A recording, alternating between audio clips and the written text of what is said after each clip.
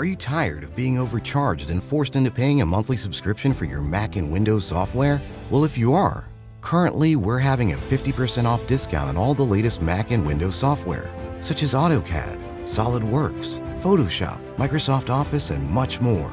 Our 50% off discount will be ending soon, so be sure to text us "Need Software" to 323-405-1341. That's 323-405-1341. We aim to please, so expect 24/7 technical support, the latest premium software, instant software links delivered to your email, and PayPal buyer's protection guarantee. Peace to the God. Peace to the God. How you be, God? I'm good, Lord. Thanks for having me. It's a pleasure to be here. Yes, sir. Great to see you, God. Great to have you too, Lord. Out here in civilization. Yes, sir. Yeah. We go back a long ways, Lord. A long way, God. Tell them. God, I used to sell books in the village, and the God used to come through and get the books, and I told him that I was making beats. At the time, I only had Brooklyn Zoo out, and I told him I make beats. He said, "Word," and I said, "Yo, I did that joint for Old Dirty." He was like, "You did that joint for Old Dirty?" And I said, "Yeah, God." And he came to my crib when I was living in my old earth basement. Facts. You know what I'm saying? To listen to some joints. And actually, one of the joints that you wanted, I guess at the time you didn't really like certain things didn't happen the way you wanted or planned or whatever. But initially, Killer Priest's first single beat, you had picked that beat, God. Oh, word? One step joint. Oh, that one step beat, God. I had put see, great ears think alike. You know what I mean? Yeah, yes, sir. You was fucking with that ASR and shit, right? Yeah. That's when I was on the ASR. You had the original joint. I think you said RZA gave you the original joint that they did 36 and all of that on. Yeah. And most of Method Man album, even Cuban Links, that machine I got is like we call it a family heirloom. Well, go ahead. Well, go ahead real quick, and why don't you just brag on you know what I mean? Some of the joints that people, you know what I mean, may or may not know that you produced. First joint was Brooklyn Zoo. Mm-hmm. Salute to Dirty, rest in peace, Dirty. Mm-hmm. And then the next joint was Fish for Ghostface. Ooh. And so I had to represent. And Fish was like a good comeback. Right. And then we started working on the Wu-Tang Forever album and Kappa's album at the same time. Then RZA permitted me to produce his first solo debut as the RZA, which was a blessing. Whoa. Which was the song Tragedy off of the Rhyme and Reason soundtrack. And that was the single with the video. So that was a good look. It was like I was on a nice roll and everybody was showing me so much love. And, yes. It was a beautiful thing, Lord. And I seen you coming up, and you know what I mean? Because like you said, I seen you start when you was still in your old earth's rest and all of that. Yes, and then to come from that, and now you know what I mean? The God was making big deals, and God talking about, he was talking crazy shit like, y'all get ready to buy a building or some crazy shit. Yeah, Lord, I had bought a couple of properties in Harlem, Lord, and I made a killing off of them shits. Yeah. And then I had my brownstone, which was the biggest brownstone on that block on 120th, and I had a beautiful host of neighbors on that same block, including Brenda Braxton, you said 120th, Jamar, and Maya Angelou, all lived on the same side as me, on the same block as me, and it was amazing. I remember one time I pulled up to my brownstone. I saw a Rolls Royce in the front, and I'm looking, and then I'm going in the house. The window go down. They said, "That's yours?" I said, "Yeah." And then I looked, and when I looked a little closer, it was actually Ashford and Simpson. And so I was like, "Oh shit, Ashford and Simpson." I said, "Would y'all like to come in and see it? I've been doing a complete restoration. Everything, the wood, the ornamental plaster, everything." And you know, I spent like about $1 million in there restoring that joint. Mm. And they came in, and me and Nick got mad cool. He ended up smoking a couple of bones with me, drank a few bottles of wine. Yeah.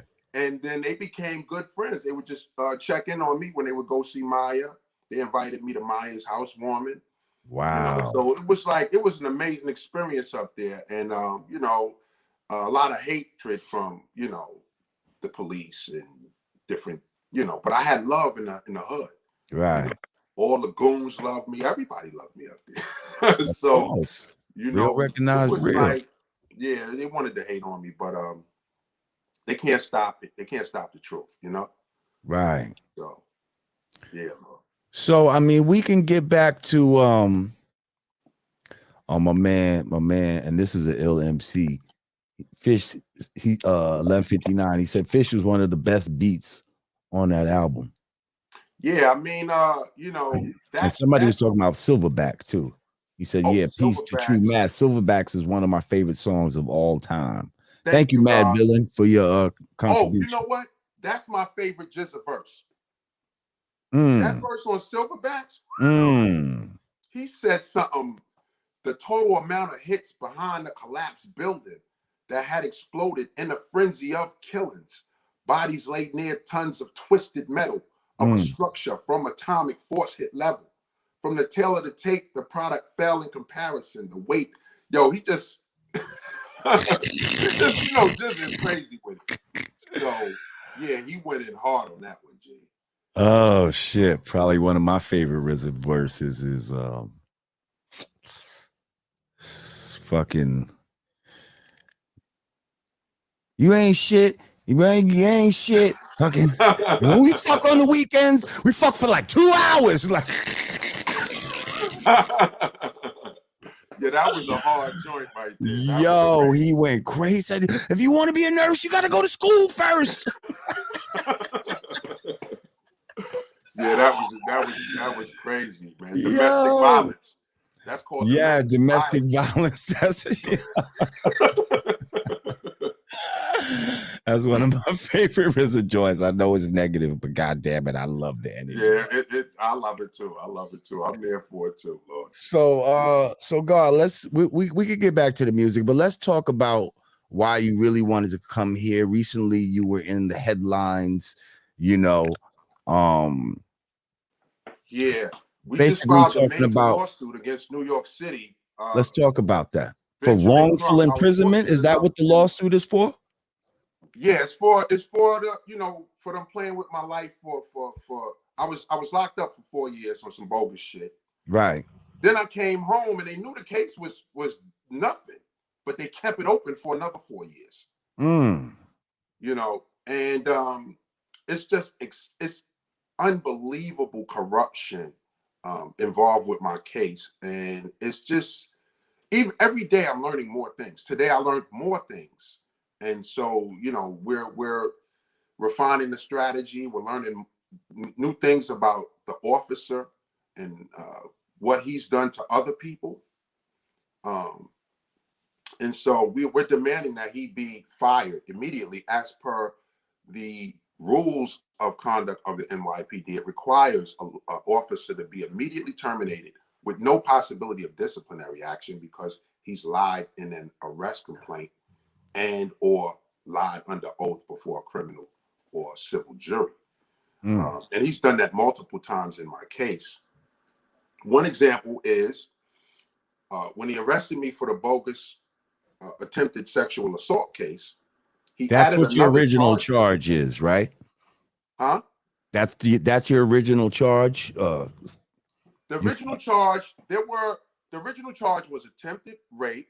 I'll give you all the charges. Right. It was attempted rape in the first degree. It was sodomy in the first degree. It was unlawful imprisonment in the first degree.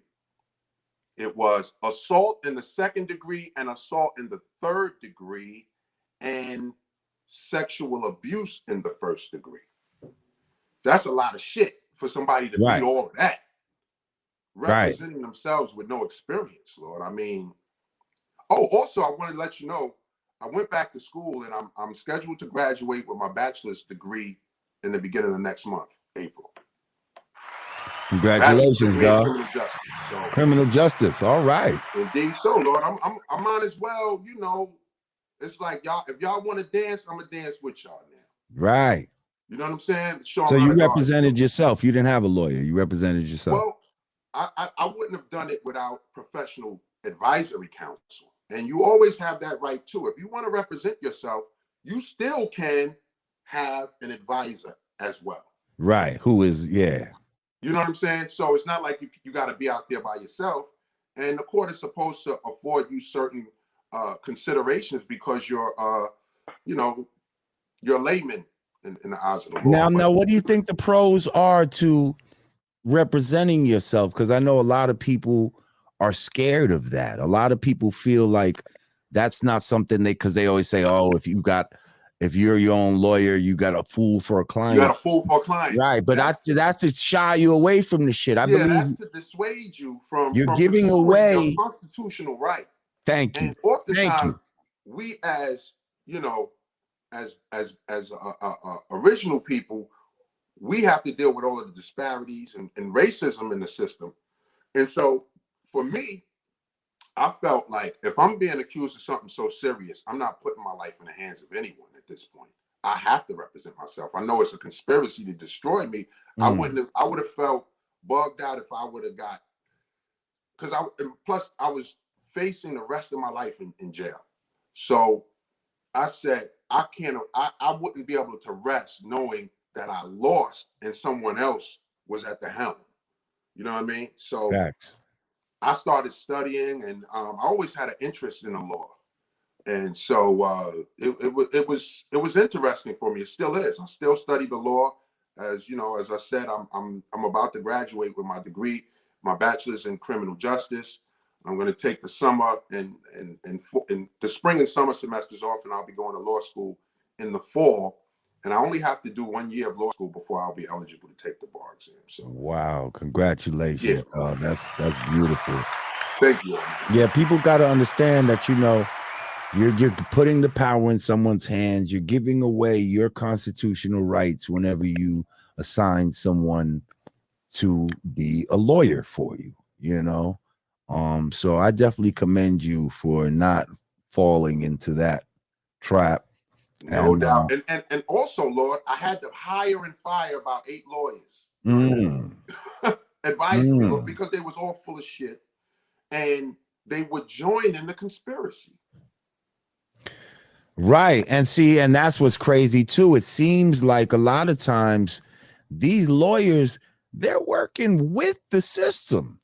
Well, what they do is they help the system by not necessarily a direct help, but an indirectly by like maybe omitting certain things or not telling you certain things that you can do, which would later be deemed either ineffective assistance or what's the other word? Ineffective or it escapes me right now. But it's if you have ineffective counsel, that can be grounds for another trial if you can demonstrate that your lawyer didn't do basic things, fundamental things that he's supposed to have done. So inadequate, ineffective or inadequate. Right. You know what I'm saying? So assistance and counsel. And so, they do shit by like, I would be saying, yo, what's this? And they wouldn't know that I already did the research and know what I'm asking them, but I'm testing them. So when I would see that they would be, trying to dodge the issue and get around instead of getting directly to it or just flat out lie, then I would go, okay, I got to get rid of this person. But unfortunately, I would have already given them a retainer. And now I'm out of some money and and that's why it takes money to fight these things as well, man. And people don't have these things. And that's why I started a nonprofit. It's called They price you out of justice. They price you out of a lot of things. They price you out of even bail. Bail, is a rich person's privilege, and it's a poor person's burden. And like Khalif Browder was in there for 3 years waiting for a misdemeanor, which you can only be sentenced to a maximum of a year for. And so that's why they created the Khalif Browder law and got rid of bail for misdemeanors altogether, because no one should be forced to stay in jail for an alleged misdemeanor unless they're a predicate felon, extremely violent, or something like that.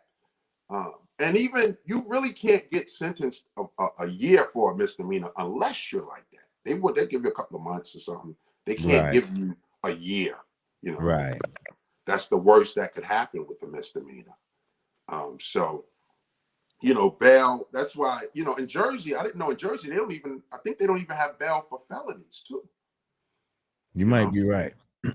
So my friend Eric Gonzalez, who's the Brooklyn district attorney, he's one of the dudes I grew up with on my block, and with Alpha Raw, and I'm live right across the street. All of us grew up on the same block, and now he's the DA of Brooklyn.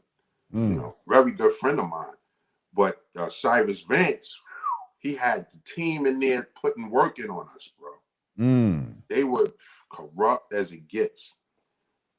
But what they did was they let me come in there, peep out the whole system, and now I know the inner workings. I know who's who.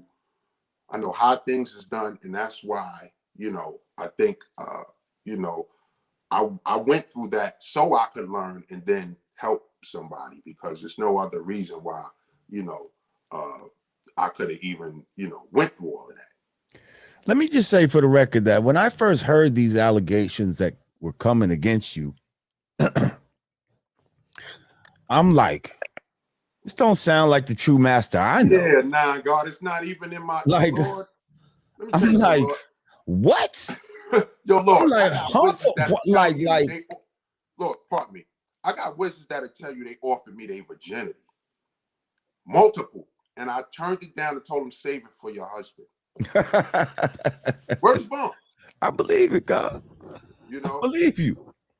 Very successful, prominent women. I mean, come on, man. That's not me at all, Lord, and that's why, you know, I knew. I was like, there's no way that I'm accepting this. Y'all got to get the hell out of here with that. You know, I was able to get phone calls because they were recording my phone calls trying to find something incriminating, and they had to turn over the phone calls to me at the end of the day. So I got almost a year's worth of phone calls. And if you hear me talking to people, whether it be Rizzo, Moby, Premier, whomever, you'll hear me in good spirits talking about when I get the hell out of here. Because I was never like, I was never like thinking that was going to be my end. You know what I'm saying? And I knew that as long as I'm at the helm, I'm going to be able to figure this out. You know, so it was crazy, Lord. They actually did the unthinkable. They literally made me pay to get the rape kit tested. You ever heard of that? Wow. They made me pay to get other evidence tested outside of the rape kit. And then I found out evidence was being hidden. But the main thing I want to focus on is the officer. You know, with Ben Crump, as Ben Crump is a marksman with civil rights, and you know, like I said, I'm fortunate to have him.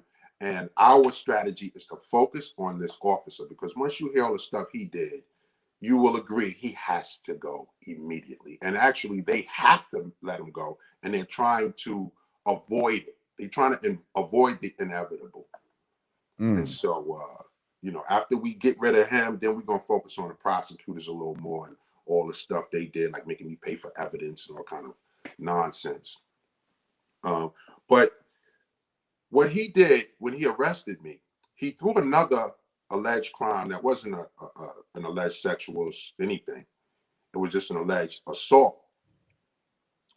And he put it in the complaint, and he stated that another officer who arrived on the scene told him I was positively identified for that crime.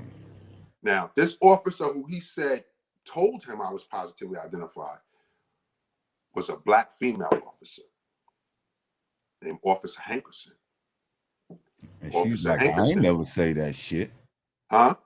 And she said, I never say that shit. She said, and I don't know why he would use me to accuse you or something like right. that. You understand? Because I don't even fuck with him like that. Lord, see? You know what I mean? Yo, Lord, I don't know why he used me. Fuck you, use her. You know what, Lord? It's like I never liked him.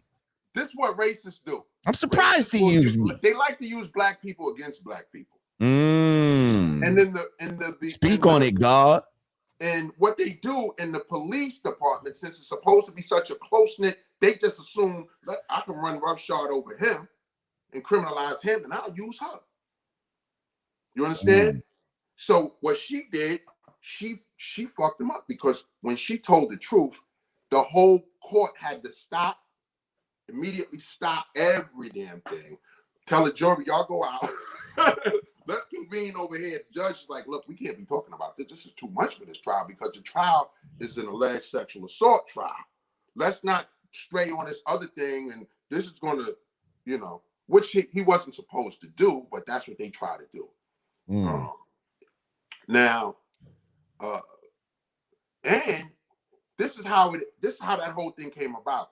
You know how a lot of cop cars arrive at one scene when they get something on the radio and they ain't doing nothing. So they came, it was her and another black officer. So it was two black people in that car. And they was like, yo, we was in this area earlier, and we spoke to a girl that was assaulted across the street in the park. And then he asked her, and she said this, well, could they identify the person? And she said, nah, they just said it was a tall black man. So once he heard that, he figured, well, we could just throw that in there, and I guess, like I said, they feel like if you cross the thin blue line, then everybody gonna hate you on the job. But she was like, fuck that. I'm not going along with this one. Let's not cross that fucking black line. How about that, people? How about that thick black line, motherfuckers? Talk to him, Lord. Fuck the thin blue line. Let's get that thick black line. Now, so also from the very beginning, like within 2 months, they only did the main test of the so-called rape kit for the most serious allegation, which was the sodomy charge. Now, once they did the test for that and they saw that I didn't do it, they said, we can't finish testing this rape kit because it's going to blow our whole shit. So let's just try to keep him in jail and play with the time. Don't bring him out to court appearances. Play with the time and keep offering him plea deals, because he's not a felony. He's not a felon. So technically, felony sentencing doesn't apply to him. We can use our discretion to offer him whatever we want. Tell him you can go home tomorrow and just say you did it. And I'm like, no way in hell